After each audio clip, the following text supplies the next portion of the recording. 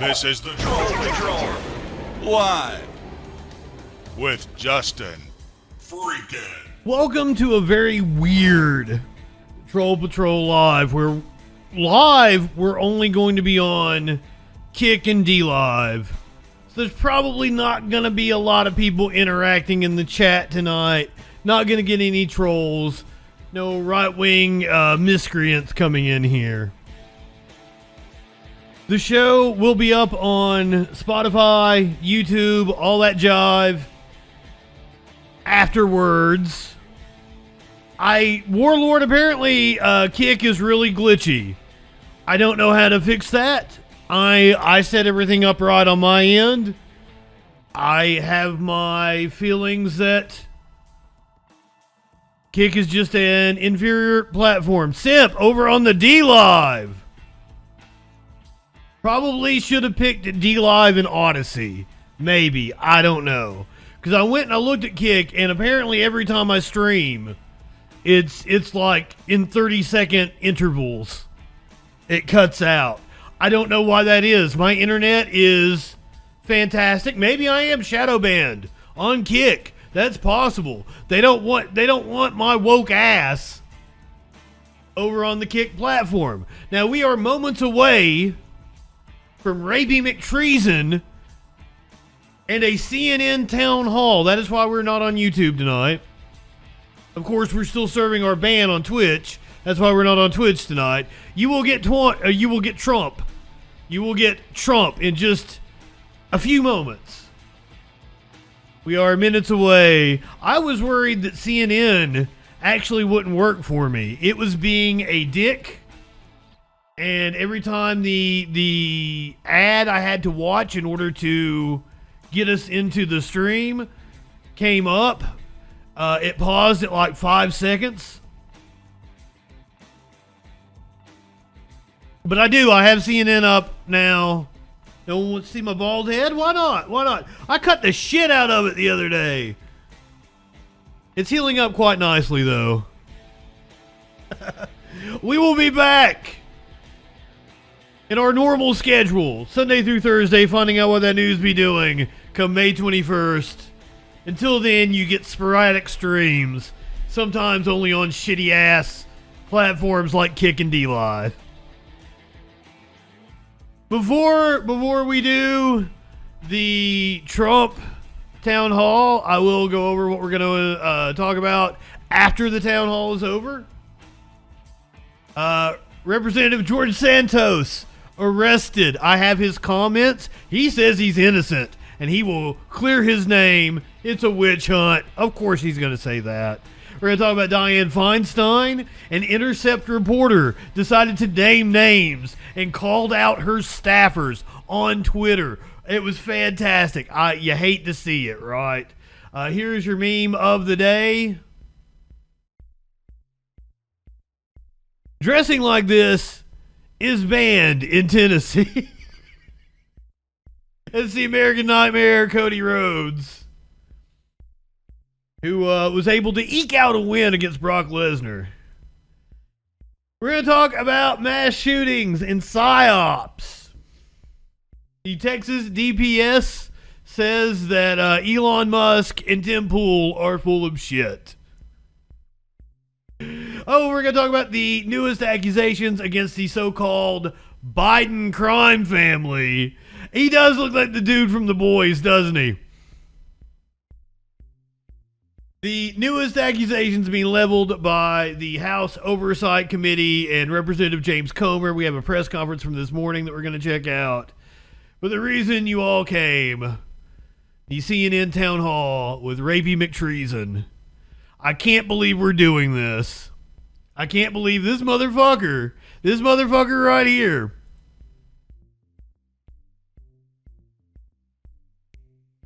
tried to make himself a dictator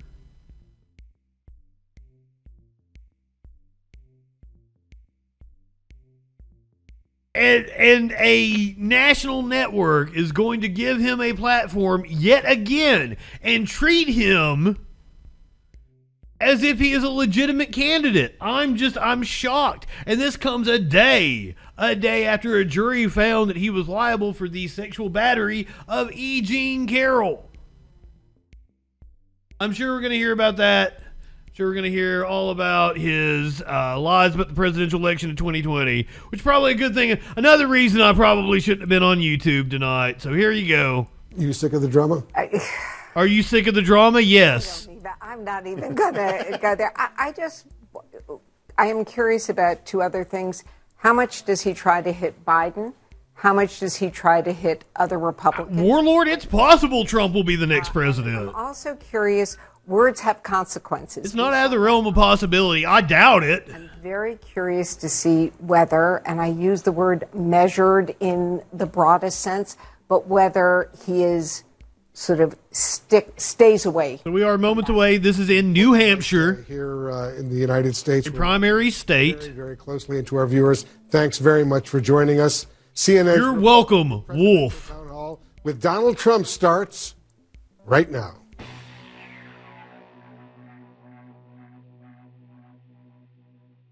For those of you who are still here, I guess it's time we find out what that news be doing. Yeah, I'll leave Waller's vision up.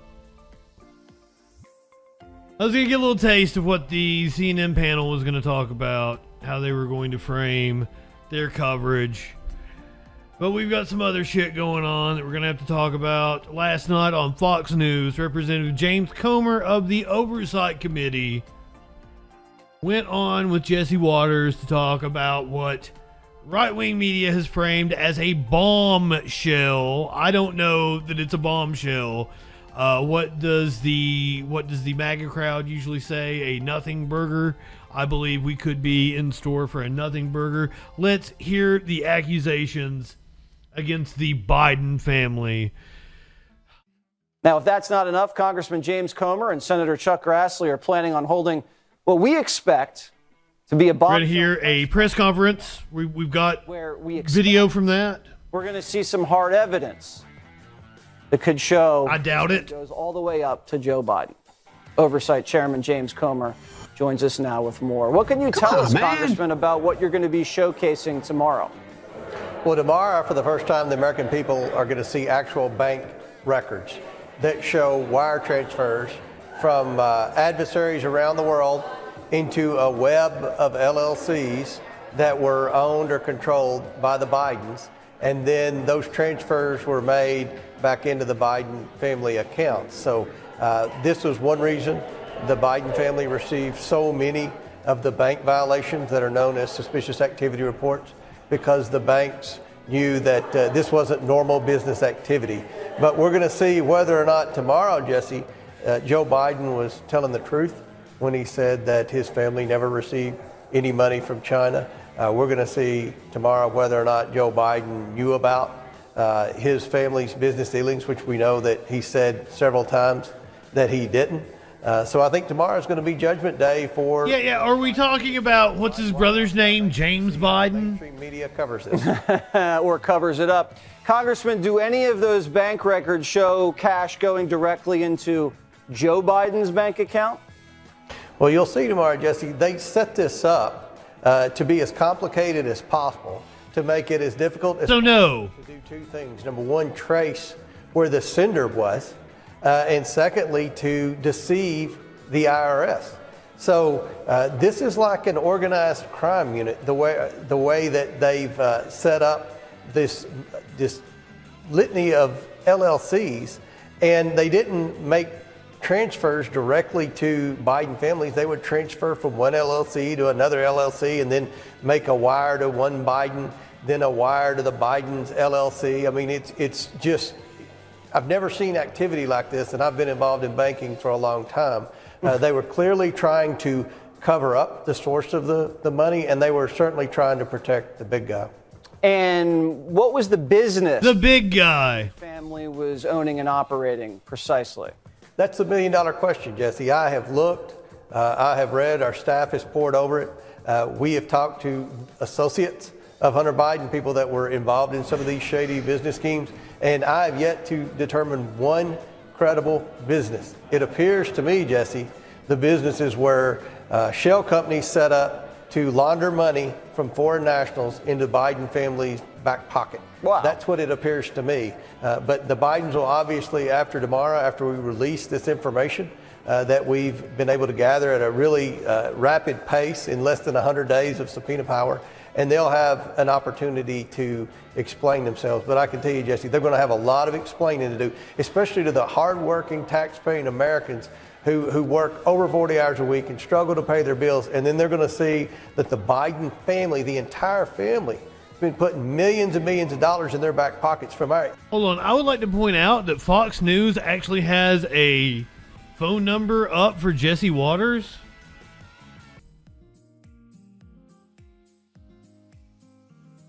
(286) 7479.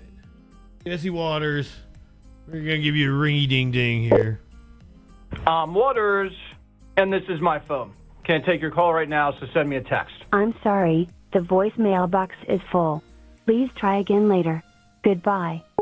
Oh, so we have we have to send him a text. Oh.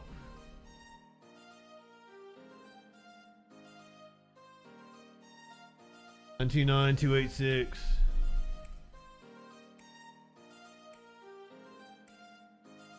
Jesse, you suck donkey dick.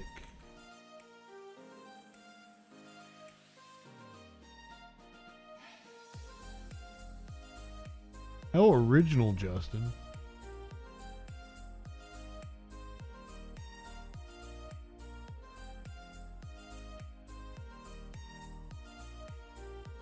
A comma. Let me put a comma there. Jesse, comma. You suck donkey dick. What the fuck kind of scam did I opt into with this? All right, back to Waters. Enemies around the world. Representative James Comer. They're going to have a lot of explaining to do. All right, we'll see what they have after you guys showcase this at 9 a.m. Eastern. We'll have that on Fox. Congressman, thank you so much. Thank you, Jesse. I want to brag. Oh. We didn't have anything left. My apologies. Let's go to the press conference from this morning. Comer promised hard evidence. I have my doubts. I'm open to it. I can believe that Joe Biden is corrupt, but I don't believe that these motherfuckers are serious. So let's hear what their hard evidence is. Well, thank you, Chairman Comer, and thanks for everybody for all the hard work. One of the common responses we hear about this investigation is that it all happened after Joe Biden left office. But that is not true. I'm going to detail a specific set of payments made to members of the Biden family. Here we go. Gabriel Popovich during Joe Biden's time as vice president. The committee has obtained the bank records for one of the companies of a close Biden associate, Rob Walker. Walker used his company, Robinson Walker LLC, to receive money from foreign companies. He then sent the money to various Bidens, including Hunter Biden, James Biden, Hallie Biden, and another Biden account. Walker's LLC received 17 payments from Bladen Enterprises Limited. The first payment was made in November of 2015, and the last payment happened in May of 2017. 16 of the 17 payments occurred while Joe Biden was vice president. Bladen Enterprises is affiliated with Romanian businessman Gabriel Popovich. Popovich is a Romanian businessman who, at the time of these payments, was subject of a high-profile corruption investigation. In fact, he was convicted of one such obstruction charge in 2016. Popovich's company paid Walker LLC just over $3 million. And like clockwork, Walker dispersed approximately $1 million of that money to the Bidens. If that sounds familiar, it should. It's essentially the same structure Walker and the Biden family had with the Chinese money, a 1/3 cut. So what were the vice president's duties related to Romania at this time? Well, in May of 2014, Vice President Biden... So once again, this is just them speculating, and this was the email from the laptop from hell where there's like, and 1/3 for the big guy, yada yada. ...visited Romania and delivered a speech about corruption, saying it can represent a clear and present danger not only to a nation's economy, but to its very national security. And in September of 2015, Vice President Biden welcomed the Romanian president to the White House, and they spoke about anti-corruption policies. 5 weeks later, after the White House meeting, Rob Walker's company's bank accounts began receiving payments from Popovich's company. Walker then sent a portion of each installment payment to Hunter Biden's business, Owasco, and another company, EEIG, which was owned by close Hunter Biden associate James Gilliard. Another Biden bank account that Hunter claims is his, and in one case, $10,000 to Haley Biden. Let's be clear. The $3 million sent to Rob Walker and dispersed to the Biden family appears completely separate and distinct from legal work performed by the law firm associated with Hunter Biden. This is simply not how legal fees are paid. I spent 10 years collecting legal fees. Nobody would pay or receive payments this way. It makes absolutely no sense. And again, the structure is the same as the Chinese payments. If it's for legal fees, why? Well, the Chinese payments never happened. It's very hard to come up with any legitimate business reason to conduct that deal for Hunter Biden fell through. Complex way. Why would separate payments go to Hunter Biden's business and to himself individually? Why would Walker transfer money from his business account to his personal account before distributing the money? Why are other Biden family receiving any of these payments? We need to understand more about this $3 million deal. But it's clear that the pattern shows 2 separate foreign countries paid millions of dollars through Walker, of which the Biden family received a 1/3 cut. These payments, their timing, the complexity of the money transfer for transactions, all wait. What we are a 1/3 cut of $3 million to the Biden family, which apparently went to James and Hunter, and a supposed other account who they are alleging is Joe. So maybe they got $300,000 apiece, and that's what this is your smoking gun? Aw, shit. Come on, man. Into a possible influencing peddling scheme. This is simply not how legitimate business is conducted. And the fact that Vice President Joe Biden was lecturing the Romanian people about corruption while his family was being paid over $1 million from a Romanian businessman who was being prosecuted for corruption would be laughable if it wasn't so troubling. Long time ago, I had a client got stopped.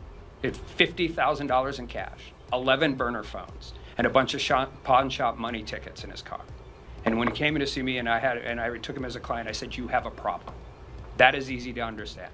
Financial transactions amongst 17 different shell companies, banks all over the world are complex. We get it. But the pattern is emerging, and there is no reason that legitimate business is ever conducted in this matter. And with that. That was the Republicans, the House Oversight Committee. That was their smoking gun. Let's hear CBS News break down the accusations against Joe Biden, see if their analysts, if they have a legal analyst who thinks anything may come of this. We are digging deeper into President Biden and his family's business practices. Now, this comes as part of a probe into the family's financial dealings ahead of the 2020 election. The committee's chairman, Representative James Comer, released the latest accusations earlier today. Now, he accuses President Biden's son, Hunter, and several other family members of engaging in business with foreign nationals. This committee is investigating President Biden and his family's shady business deals that capitalize on Joe Biden's public office and risked our country's national security. This committee has a duty to ask questions and facts, no matter where they take us. CBS News senior investigative correspondent Catherine Herridge joins us now. Hi there, Catherine. Tell us what more does the House GOP investigation allege about President Biden, his family, before he was elected to the White House? Well, what makes this interim report stand out is that the House Oversight Committee has subpoena power, and according to the interim report, they've been able to receive thousands of records directly from the banks. And the central allegation is that there was a years-long scheme through a network of companies to enrich members of the Biden family, in some cases with funds from foreign entities. The Congressman Comer, he also was asked if he could make a direct link with the president, and he said they could really clear the air, if you will, by providing underlying records to show what these bank transaction fees were all about. If these were legitimate payments and those are legitimate businesses that your family created, then I would assume you have invoices. I would assume that you would have bank, books and business models and things like that to tell us what the businesses actually were. And two final points. Another member of the committee said that they had found, based on the banking records, over 170 suspicious activity reports. These are transactions that are flagged by the banks for further review. Sometimes they can be very concerning and there is action taken by the bank, or they can be innocuous. In this case, we don't know what the final adjudication was of those suspicious activity reports. And the committee says that they will be issuing more subpoenas to expand their investigation of all of these financial transactions. And I guess the key question for viewers, I mean, it's curious, it's concerning, but what was the legal, what law was broken, you wonder? What has been the White House's response to all of this being investigated? Well, one of the White House spokesmen, Ian Sams, was live tweeting during the event, and it came down to a couple of central questions. He said, what has this committee shown, the direct link or the data points that link policy changes, this allegation of undue influence, and Joe Biden? And he said that they had not been able to illustrate that to date. And he also indicated that it would be important for them to sort of put some meat on the bone to these allegations, given that at least two media outlets, the Washington Post and the Wall Street Journal, had not been able to make this connection between payments, Joe Biden, and undue influence on policy decisions. So the White House had a very fulsome response to the news conference this morning.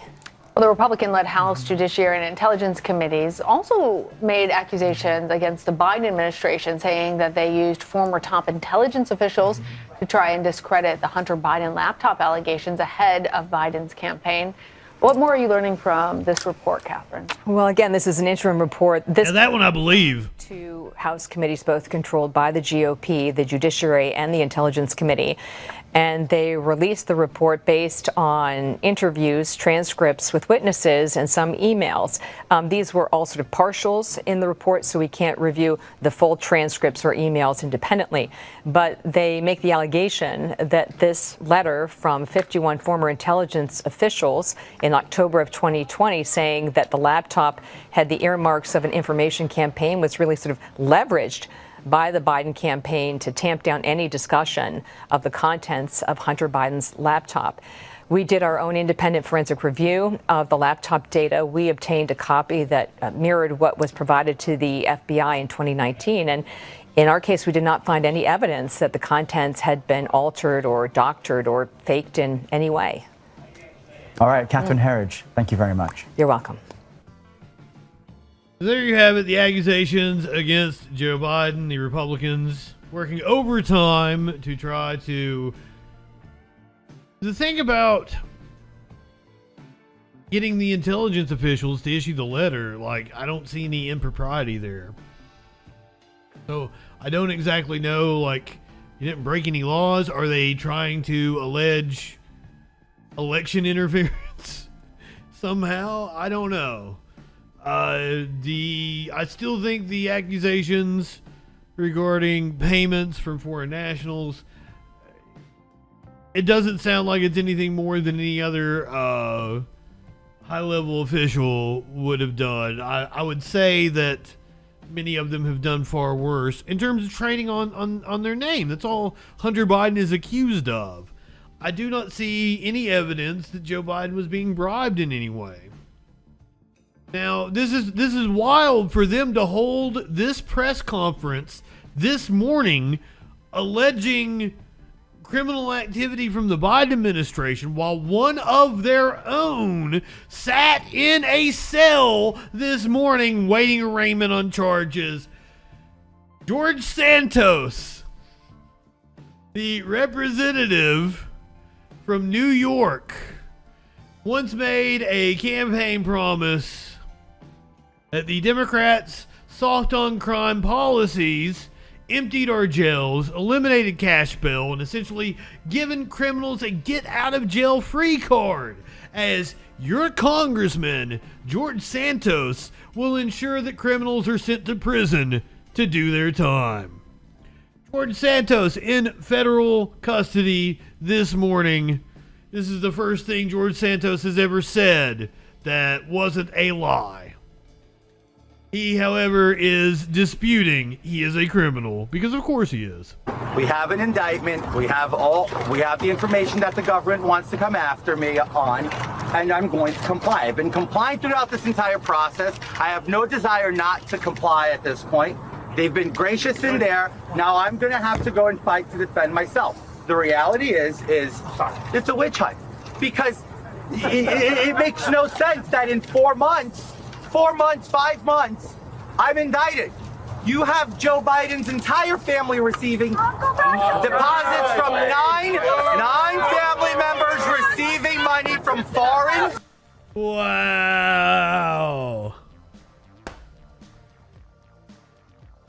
Santos released earlier today on a $500,000 bond.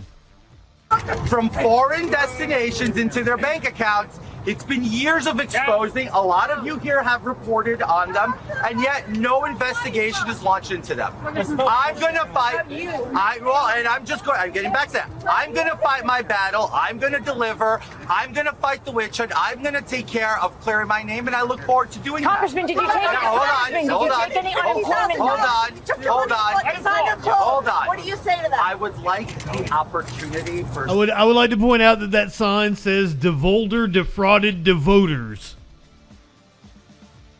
Devolder defrauded devoter. That's a fantastic sign. Some of you guys to ask some questions in an orderly fashion, and we'll start right here. Go ahead, Rachel.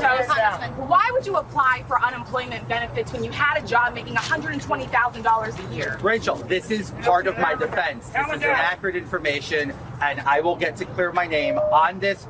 During the pandemic, it wasn't very clear. I don't understand where the government's getting their information, but I will present my facts. Prosecutors say that you got over $20,000 in unemployment benefits, sir. How is that acceptable? Ma'am, like I said, my employment was changed during the time. I don't understand. He received unemployment benefits and co-sponsored a bill to criminalize people who received unemployment benefits during COVID fraudulently. And where the government's coming from, I'll present my defense. And one last follow-up. What evidence do you have that they don't have? Because it's extensive. I have plenty of evidence that we will now be sharing with the government in this case to make sure that I can defend myself. Congressman, are you planning on running for re-election? Yes, I am. Do you think you'll win re-election? Anybody believe you now? Well, like I said, I will prove. He is planning on running for re-election. Now, this is just like fucking shit. Sponsored a bill on COVID unemployment fraud, which is now one of the charges he is facing.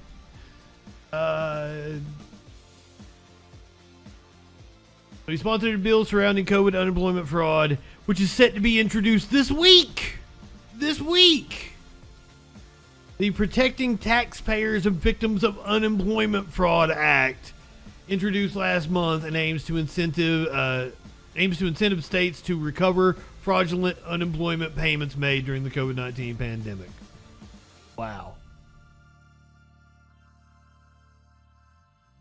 Prove myself innocent, and then we'll move from there. Congressman, did you take a very far time away? Congressman, did you take? Go ahead. I'm sorry for blocking the $750,000. They said that you reported that wrongly.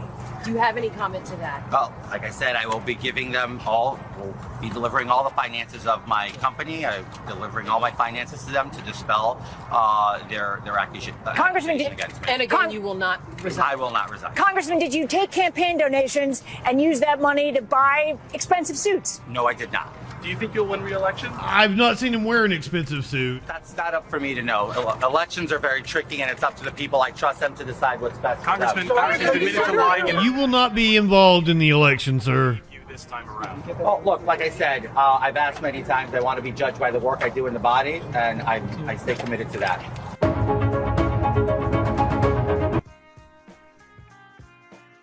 For the Justice Department to act that fast in an investigation into a sitting congressperson. They have the goods on him. I assume he going to jail.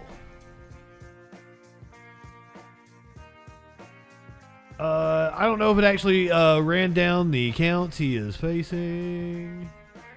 I have that somewhere.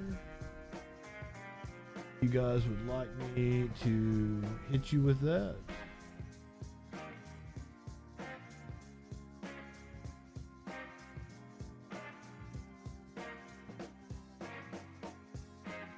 Counts 1 through 5, wire fraud. Counts 6 through 8, unlawful monetary transactions over 10 grand.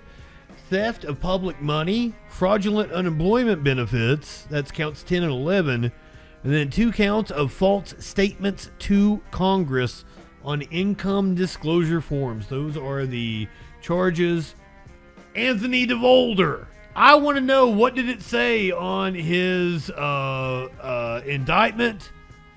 Did it say George Santos? Did it say Anthony DeVolder? I want to see those documents. What the fuck is this dude's actual name?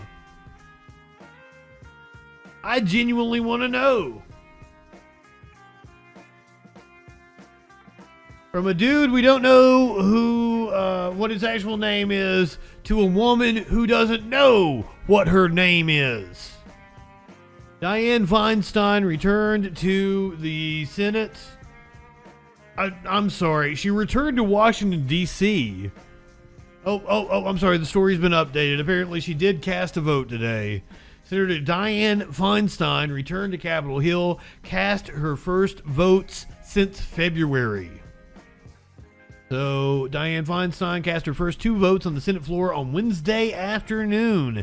After nearly a 3-month absence due to health issues, upon her arrival on Capitol Hill, she was assisted into a wheelchair and greeted by Senate Majority Leader Chuck Schumer. Feinstein told reporters that she feels much better. She did not answer questions about why she decided to return or respond to calls from critics to resign. The 2 votes were the first Feinstein had cast since February 16th. She missed 2 votes that were held earlier Wednesday before she arrived, adding to the 91 floor votes she missed while she was recovering from shingles. I mean, my heart goes out to her for her health issues. But ma'am, at this point, you are doing a disservice to your constituency. You are doing a disservice to this country. You need to resign. Feinstein said in a statement that I dispute this. Feinstein's staff said in a statement on Wednesday afternoon that she's back in Washington, but will be working a lighter schedule. You know how you can work a lighter schedule? You can resign and go home and enjoy your golden years, ma'am. Even though I've made significant progress and was able to return to Washington, I'm still experiencing some side effects from the shingles virus. My doctors have advised me to work a lighter schedule as I return to the Senate. I am hopeful these issues will subside as I continue to recover. Judiciary Committee Chairman Dick Durbin told reporters on Wednesday morning that he expects Feinstein to attend the committee's business meeting at 10 a.m. on Thursday. He said the committee plans to use her vote to report out to the full Senate some President Joe Biden's judicial nominees who have been stuck in a stalemate because of her absence.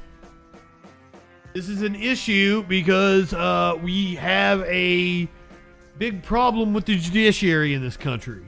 That is why people are upset about Dianne Feinstein not resigning. People are so upset that a reporter for The Intercept decided to name and shame the people working in Dianne Feinstein's office, and I'm here for it. Reporter posts the names, pictures, and salaries of Dianne Feinstein's staff in an angry rant. Ken Klippenstein, a reporter for The Intercept, posted the names, photographs, and salaries of Senator Dianne Feinstein's staff on Twitter on Wednesday, declaring they should be blacklisted from politics forever for not resigning from their positions. All right, it's time to name and shame Dianne Feinstein's staff, all of whom should be blacklisted from politics forever for caring so little about their country that they refuse to resign. Klippenstein wrote before rattling off the names and positions of 12 staffers, providing photographs of all of them as well as many of their salaries and their Twitter handles. And they proceeded to make their tweets private. Porter went on to retweet a user's quote tweet of his thread with the caption, "Is there a requirement to look extremely annoying in order to work for an elected official?" Feinstein recently returned to Washington. The San Francisco Chronicle report last year included several troubling anecdotes about Feinstein's mental fitness from anonymous Democratic senators, saying, with one saying her condition was bad and getting worse. Republicans opposed the effort of Democrats to appoint a temporary replacement for her on the committee in her absence, because of course they did. During the past 2 years, it has become crystal clear that there's been a concerted campaign to force her off the Judiciary Committee, and I will have no part in it. That is according to Susan Collins of Maine. Klippenstein defended his targeting of the staffers by complaining that his mentions are a torrent of full-suit Avis screaming at me about how 20-something Princeton grads are downtrodden workers who are just following orders.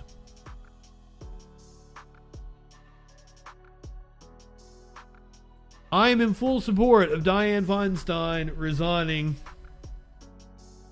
Gavin Newsom should replace her with Barbara Lee.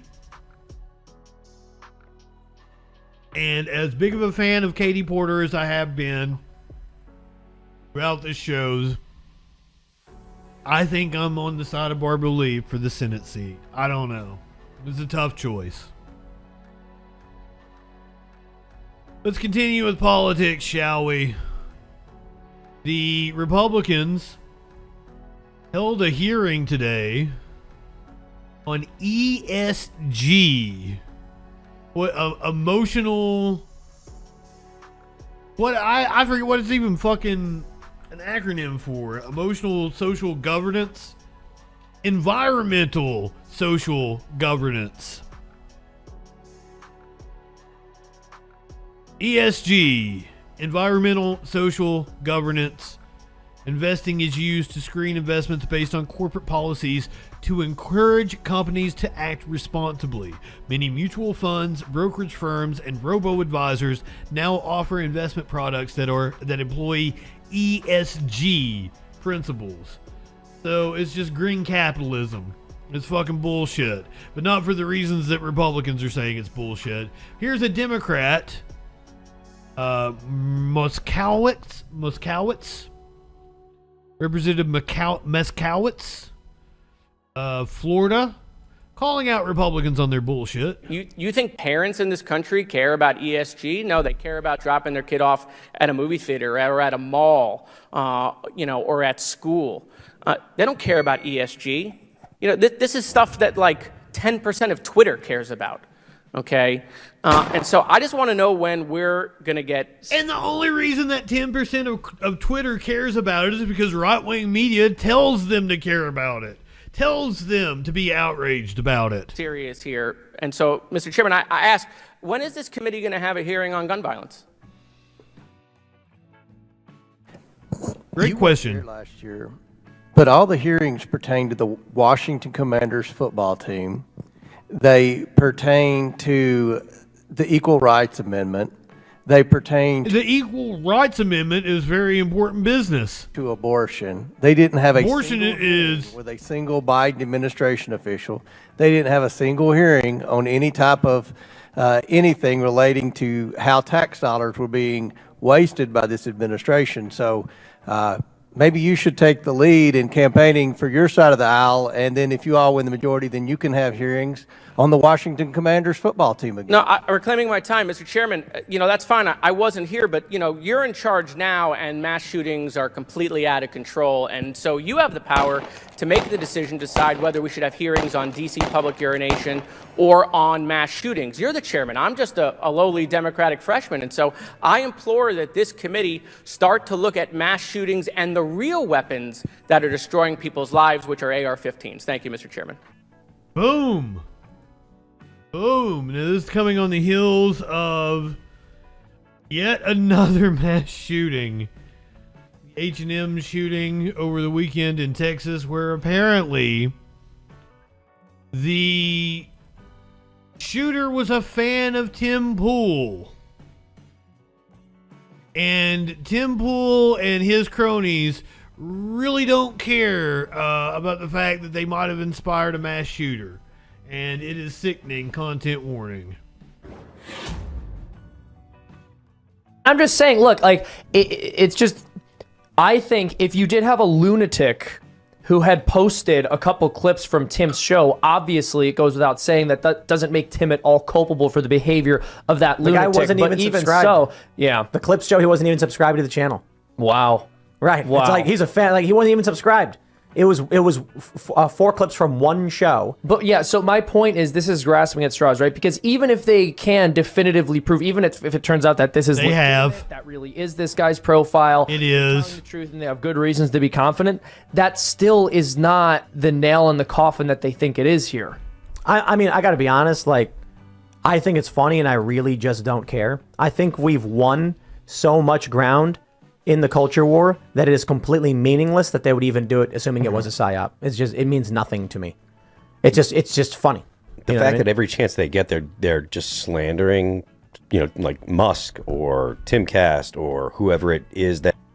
Musk and Timcast are slandering themselves every chance they get. That is the opposing view. It's straight slander, just associations with the most terrible organization in history, the Nazis, right? That's just it shows that they have no substance. Here's how I responded. Ian Miles Chong tweeted something out. Keith Olbermann responded saying, "Sure, it's suspect because your side and libs of TikTok got caught inspiring a mass murderer. Blood on your hands, F you." Yeah, fuck and you. I said, I really don't care what the cult thinks, like, at all. Fart, Keith Olbermann. I'd say you're dumb as a box of rocks, but that's demeaning to rocks. Like, I just... Do I care about what ranting, raving lunatic Keith Olbermann thinks? I think you do. That's the reason why you responded to him on your show. Just pointing that out. The Texas DPS has refuted Elon Musk and dumbass Tim Pool's claim that it was a far-right psyop. So here is the... We ran warrants down on his residence, his actual parents' house, and I believe hotel residence, to see what evidence we could glean from that. Hank Sibley, the Texas DPS regional director. FBI has his computer, cell phones, and other evidence, and they're in the process of trying to do digital forensics, as the SAC mentioned, to go ahead and ascertain what type of evidence we can get off of that. The shooter had no CCH, no criminal history, so he had no documentable criminal history on him. He was in the U.S. Army, and that's been posted on the media in 2008. He was in basic training. I think early on in basic training, they realized, from what I've seen, that, he was not a fit for the Army. And so they separated him from the Army, before he got out of the training mode. There were some questions, about his fitness for duty. That information will be forthcoming later on as we dig into the investigation. He also had a private security license in the state of Texas. Again, he had no criminal history, and the license is expired. I understand he worked as a security guard for several firms, but he was not an active security guard at the time of this. He's from the Dallas area. So that was the... Oh, hold on. You restarted there. The license is expired. I understand he worked as a security guard for several firms, but he was not an active security guard at the I try not to use the MSN site. However, Mediaite sucks, and I can't ever use it. Back on firearms, has run traces on all the weapons. All of the weapons were legally obtained by the shooter. Yeah, that's an issue. Stolen, anything else. And now we're running checks on them to see if they were using any crimes. But at this time, we haven't uncovered anything in that regard. The big question that we're dealing with right now is what's his motive? Why did he do this? Well, the big question is we don't know. That's what the investigation is trying to find out. We do know that he had neo-Nazi ideation. He had patches, he had tattoos, even his signature, verified that. That's one thing we do know. We are trying to get into his computer and on social media and find out, whether he had anything that he publicized or been out. We're looking around, we're seeing what he's trying to find what we looked at and trying to get every information we can. This is the ongoing part of the investigation, and we have a situation that once we figure that out, hopefully we figure that out. So DPS confirming he was indeed a neo-Nazi. You saw a lot of right-wingers like, oh, how can this Latino guy be a neo-Nazi? The regional director of the Texas Department of Safety poked a huge hole in the claim put forth by right-wingers who have doubted the reported neo-Nazi affiliations of the Allen Premium Outlet shooter. Hank Sibley held a press conference on Tuesday to give an update into the ongoing investigation of Mauricio Garcia, the deceased 33-year-old former security guard who carried out the massacre. In the days since the shooting, multiple reports on Garcia have described an online history where he consumed and contributed to neo-Nazi content and held an interest in white supremacy. Bellingcat's Eric Toller located what seemed to be Garcia's account on the Russian-language social network site Odnalaka, Odnokolitsky, where content isn't moderated, which contains threats of violence, pictures of Garcia's Nazi tattoos, and other kinds of disturbing material. Sibley's confirmation that Garcia draped himself in neo-Nazism would seem to contradict Elon Musk and those on the far right who have doubted the previous reports and claimed that the whole thing might have been a psyop. Yeah, fuck you, Elon Musk, and fuck you, Tim Pool. So, all right, that was a little rundown of the news. We had the Trump town hall earlier.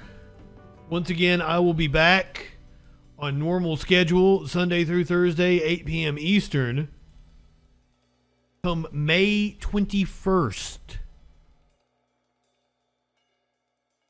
Until then, I'm going to be sporadic. I might pop up again sometime next week. Here, of course, I'm going to give you an animal video. You earned it.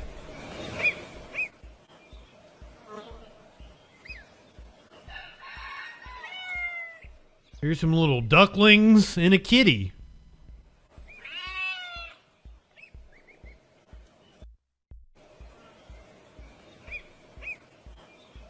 Because isn't that just fucking adorable? The cat seems very unbothered by the ducklings walking on it. Of course, I would love this video.